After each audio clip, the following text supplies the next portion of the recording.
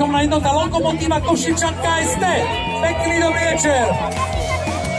Plavidlo, ktoré sa samo od seba prihlásilo na Košické Benátky, veľmi si to vážime. Ich plavidlo sa volá Vranky a sú v zostave Vlado, Renata, Peťo, Pavel, Janka, Boris, Vladko a 4 vrany. Dominik, Oliver, Divko a Miško.